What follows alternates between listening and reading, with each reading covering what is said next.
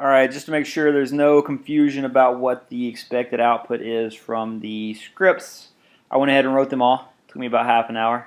And I'm going to run through what they should look like so that while you are working, you can make sure that your scripts are working properly and everything you should do to test to make sure it is working. So we'll start with the easiest one, countup.sh. Basically, it should do this. I'm going to pipe it into more so we can see what it does because it's kind of a pain. It's going to print the process ID right there. The PID is 5348. And then it's going to print every integer from 0 to the process ID, including the process ID. Make sure you start with 0. Make sure you include the process ID. So it'll go all the way up to 53, whatever it is. I'm not going to do that. We'll just run it again. So this should probably be, without the more, it should be probably like 5349, 5350. So there we go. So that's what that one should do. Next we had pick a number, 2.sh. You pick a number, right? You will tell me if it is too low or too high. So this time it says too low. 90 was too high. 75, too high. Too high. Too high. Too low, 54. 54 is the number. So, some things to make sure you are doing with this. You need to have a while loop that keeps running until the right number is picked. And you need to compare the pick to the number. If the pick is too low, print it's too low. If the pick is too high, print it's too high. And that'll keep going inside the while loop until the number gets selected. The next script is the thirsty script.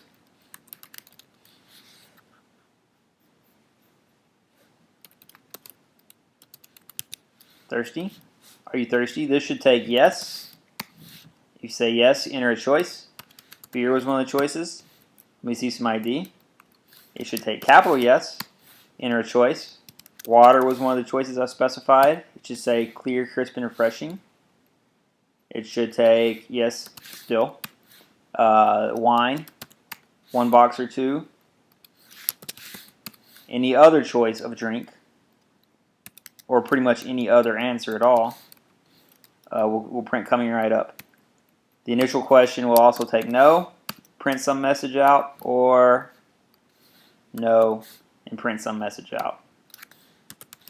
If you do not enter anything, it will ask again. If you enter something that's not yes or no, it will ask again. So I said you should take capital Y-E-S, lowercase y-e-s, capital N-O, or lowercase n-o. So that's how you can test to make sure your thirsty script is working. Finally, the craps script. I wrote 2 of those. The first one I wrote met the requirements, but it didn't give me the feel for craps. So basically, it runs how much you want to wager. I went ahead and implemented the bonus part. If you don't do the bonus part, then you don't have to put the wager part. I'm going to bet $10. It rolled. Hey, I rolled a 7. I won. I won $10. Will I try again? Yes. I lost. Will I try again? Yes. I won $10. So I didn't like the way this worked. Well, take a step back. Would you like to try again? Yes. It rolls, gets the point, tells you what the point is. Then it rolls until you get the point or a 7. If you get a 7, you lose. You get the point. You roll until you get the point, which is 8. In this case, I won. And up here, if you get a 7 or 11, you win. 2, 3, 12, you lose. So I didn't like the way that played. I didn't like the user experience in that script because it just rolled the entire game for me without me having a choice of thinking about, my bets and hoping I'm going to win in between rolls, which is the joy of playing the game. You get to stand there for a few minutes while everybody makes their side bets, waiting to roll again. And the anticipation of winning is awesome. So I didn't really get that feel with this script where it just did everything. So I wrote another one that, not clear 2, craps 2. I wrote another one that actually, /craps 2. I wrote another one that lets me, I lost. And I lost again. Lost again, man. I had a terrible run of luck. Alright, so I wrote another one that actually wants me to press enter to roll. So I get to think about every roll, which is more like the game. So my point is 6. Oh, I got 11. Oh, I got 5. Oh, I got 6. I won. I'm still $20 in the hole. So that was an unexpected condition because I hit the wrong key. So anyway, craps 2, not required for you to wait.